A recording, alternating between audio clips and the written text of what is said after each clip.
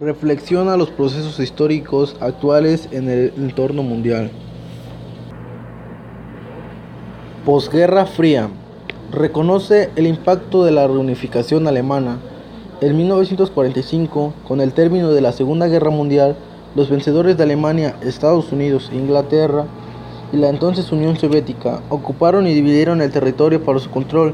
El territorio alemán, con la construcción del famoso Muro de Berlín, en 1961 surgieron dos países, en el oeste, República Federal de Alemania, y en el este, República Democrática de Alemania. Existieron diversos sistemas de gobierno y ordenamiento económico antagónicos. Estos sistemas se encontraron en suelo alemana en el mejor lugar para confrontarse y tratar de demostrar al oponente cuál de los dos era el mejor, construyendo uno de los escenarios más activos de la Guerra Fría. Procesos de desintegración del bloque socialista europeo. Yugoslavia surgió como país en 1918 con un carácter relativamente artificial por su nacimiento. Fue como forma grande el deseo de la mayoría de los dirigentes serbios croatas. El Estado yugoslavo no se creó sobretivamente, sin embargo, la Hermesía contaba con su propio Estado desde 1978 porque defendría los intereses de las potencias imperialistas. Esto, la capacidad de fortalecer un sentido que permitiera identidad del nuevo Estado y la adopción de estructuras y conservadoras, posibilitó la desigualdad social, económica y política entre las etnias que formaron un país del este europeo. La tolerancia cultural favoreció el desarrollo del nacimiento y la autogestión y acentuó en contratarse al norte. Sus términos de desarrollo a principios de los años 80 y Croacia tenía una renta per cápita superior entre el 100 y el 23% respecto al resto de la federación. Esta misma década, la brecha entre las zonas desarrolladas y subdesarrolladas se amplió cada vez más bajo. Drásticamente la producción laboral, la inversión extranjera se extendió la corrupción y el aumento de la fragmentación entre las repúblicas. Checoslovaquia. El nacionalismo y la desigualdad política económica principalmente fueron los factores determinantes y la desintegración de la República Federativa Checoslovaca, pero a diferencia del caso anterior, aquí la violencia no predeció el nacimiento de las nuevas repúblicas. Luego de la caída de la Revolución del Terciopelo, junio de 1990, una alianza entre los movimientos Foro Cívico y Público contra la Violencia lograron una clara mayoría de la Asamblea Federal. Los checos sostenían que debía existir una sola estructura representativa de la federación a nivel internacional, mientras que los eslovacos proponían una comunicación federal con representación internacional separada por cada una de las repúblicas. Unión Soviética, Perestroika. El triunfo de la perestroika existía un replanteamiento general de la política exterior soviética que mediante una verdadera distensión permitiera transferir la economía civil, parte de los recursos dedicados al realme a la carrera espacial, a la ayuda exterior de aquellos conflictos armados, expresión periférica de la Guerra Fría, en los que la directa o indirectamente estaba ampliada la URSS. Las cumbres de Washington y Moscú, 1987 y 1988 respectivamente, en las que se acordó una revolución notable de arsenal nuclear, significaron un hito histórico por la magnitud de los acuerdos firmados y abrieron un cambio sin retorno hacia la Guerra Fría. En la última instancia de la reforma del sistema fracasó porque fue incapaz de generar el consenso necesario en torno de proyectos de crear una estructura económica, política y territoriales que fueran al mismo tiempo más libres y más eficaces. Ponerle fin a la Guerra Fría era un objetivo declarado de la perestroika en su dimensión internacional, pero lograrlo iba a lograr adquirir ganarse la credibilidad del otro bando.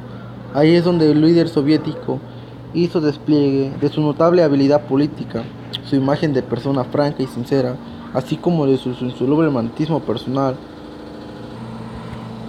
El discurso era sólido y racional, reflejaba la nueva voluntad de la Unión Soviética de ponerle fin a la Guerra Fría y lo más importante, se acompañaba de iniciativas y de propuestas prácticas que demostraban la seriedad de tal posición. Conoce las características de un mundo unipolar. En los últimos 25 años, el mundo ha conocido los cambios más profundos desde el inicio de la Guerra Fría. La desaparición de la Unión Soviética dejó a Estados Unidos como única superpotencia, lo que cambió el mundo de arriba abajo. No fueron los atentados del 11 de septiembre, aunque estos fueron interpretados por la administración Bush como la oportunidad histórica para alumbrar otro orden internacional basado en 4 ideas: la preservación del flamante orden unipolar, la primacia de la fuerza, el ejército unitario del poder y del derecho, en desencadenar una guerra preventiva, aunque la amenaza no fuera únicamente el hecho determinante de la nueva realidad. Ronald Reagan, 1980, 1984, 1984, 1988.